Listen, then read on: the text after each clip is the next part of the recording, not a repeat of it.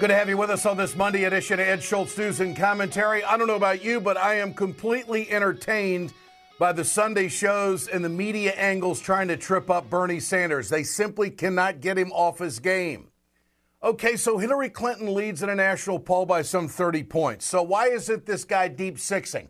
Why is he still competitive in Iowa and in New Hampshire? And who knows what's going to happen after those two showdowns? We're a long way from it being over with.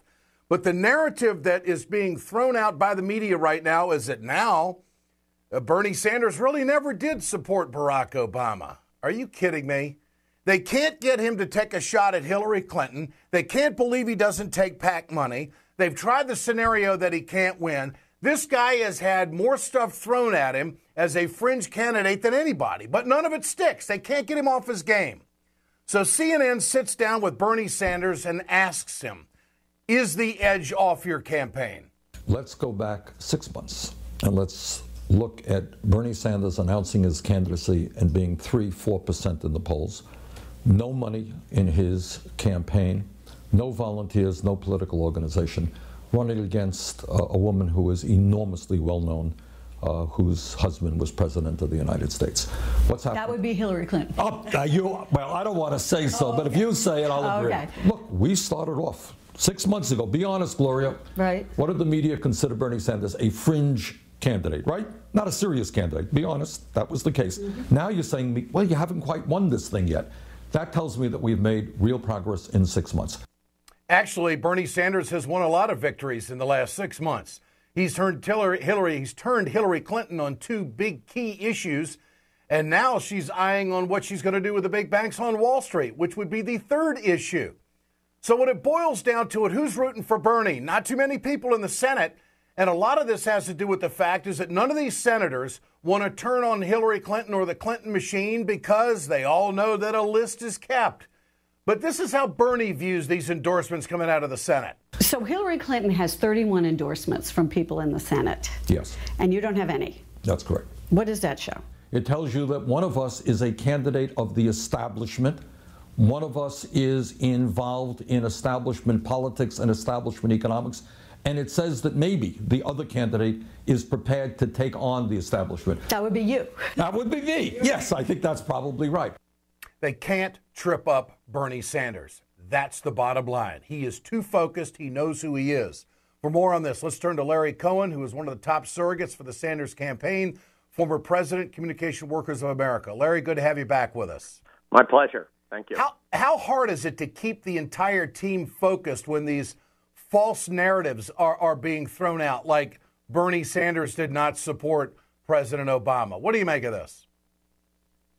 Well, it's what you said. I mean, I think there's a real effort to try to deflate the Bernie Sanders campaign, and I don't think it's working. I think that there's an understanding in the campaign and among supporters, among voters, that this is a campaign and an organization that's not going away, that's going to refocus on the key issues and the issues that differentiate Bernie and Hillary Clinton.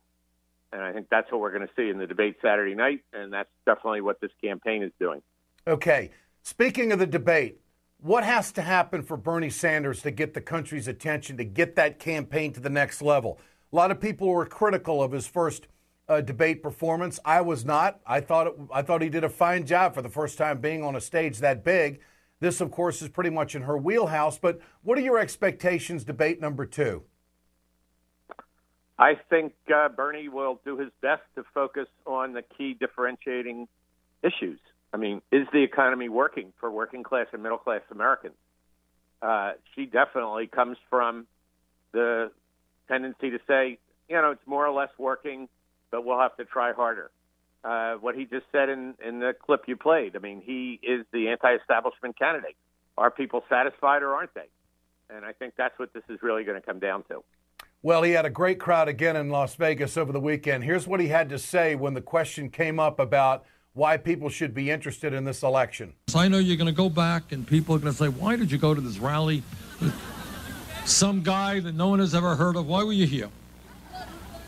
And I want you to tell them, if anyone tells you, politics is bull and you should not get involved, I want you to ask them why it is that the Koch brothers and other billionaires are spending $900 million on this election. They think it's pretty important. And if they think it's pretty important, your friends should think it's pretty important. Now, that pretty much sums up Bernie's campaign in a nutshell. Do the American people get it? Do you sense that around the country? Yeah, I think more and more people get it. Today he's going to speak to the leading immigration reform groups called FIRM, Fair Immigration Reform Movement, in Las Vegas. That's actually what brought him there. I think the campaign among Latinos is soaring, not only in Nevada, but in Texas. Unbelievable. In Texas, Ed, this weekend, 2 organizing meetings. No Bernie Sanders. Organizers. 500 in Houston yesterday, 400 in Dallas on Saturday. People are pumped up and ready to work and organize and mobilize. Mm-hmm. So I think that, this campaign is rising. And next week he goes to, they're supposed to be going to the Midwest. I don't think it's confirmed yet, where, you've been clamoring for him to go. And I think as we open up new states, the momentum will only grow, and those national poll numbers will close up. See, I think the next big bump for Bernie Sanders is going to be in Ohio and also in Michigan. When he gets into the Rust Belt with his message on trade, his message on the middle class, I think you're going to see a bump in the polls. I mean, there are key areas of this country that the campaign hasn't even worked yet because it's a chicken and egg kind of a thing. It has to evolve. And I think it's been a brilliant strategy to this point. I think it'll be interesting when he goes to that part of the country, the middle of the country that is heavy on manufacturing, heavy on the service industry, and, of course, the union that you used to head up, the Communication Workers of America, is very big in the state of Ohio. So it's going to be interesting. But I want to, from a strategic standpoint, it's easy for me to sit on the sidelines and say, Bernie ought to do this, Bernie ought to do that. It would seem to me that the biggest issue that, of course, one of the things that you've really been involved in and I've spent a lot of time on talking about is a Trans-Pacific Partnership and trade. But is it the mission now, Larry, to kill the deal? And that power lies within the hands and the votes of the United States Senate and Congress, that this deal can be deep-sixed. And if Hillary Clinton is really against it, would it be a good campaign strategy for Bernie Sanders to challenge Hillary Clinton to talk to these 31 people that are endorsing her in the Senate and say, you know what, are you with me to be against the worst trade deal in the history of the country? Is there a card for Bernie to play there? There's definitely a card for him to play. He's been an active leader of the campaign, not just somebody who issues a policy statement. And had Hillary Clinton, during the fast-track fight, which was a much easier fight given our rules to win, had she been active against fast-track, which was a much easier ask, she refused to participate in the campaign against fast-track. Those 31 senators, the 13 who voted for fast-track, are all in that group of 31. Yeah. We had to move one of them to stop the cloture vote. So it's absolutely the right strategy, and it's uphill. I mean, that's the other thing that people need to realize. This isn't a campaign on the merits to defeat TPP. It's on the structure of how this vote will now go because of the fast-track vote. So in the Senate, it would take a near miracle to stop it because instead of needing 60 votes to move ahead in the Senate, now it only needs 50 plus the vice president, which they have, and there's 55 Republicans. The U.S. Chamber of Commerce, this is their issue. The Business Roundtable, this is their number one issue. Moving Republicans in the Senate, forget it. Maybe the 2 or 3 that are running for president because it's unpopular. So you're back to the House, and in the House, Ryan is basically in the pocket of the Business Roundtable in the U.S. Chamber of Commerce. This is not a Republican maverick. This is somebody who does whatever big business wants. And so this is an uphill fight. And are people going to be satisfied that Hillary Clinton said, well, I don't think it met the standards that I had proposed, which, of course, is not what she said. She said it was a gold standard agreement. But is she going to campaign like in San Diego, where Peters and Davis, the 2 members of Congress there, are both bad on TPP? Is she going to go to places like that and say, come on, Scott, we need to turn around here and oppose a trade deal that's going to destroy American jobs? That is the big thing. I mean, she's got enough political clout where she can help this fight.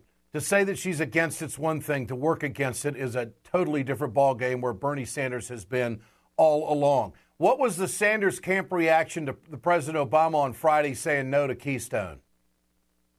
It was euphoric, frankly, because, again, Bernie has worked on this from the beginning. Major environmentalists are part of the Bernie campaign. So, killing Keystone, we were dancing.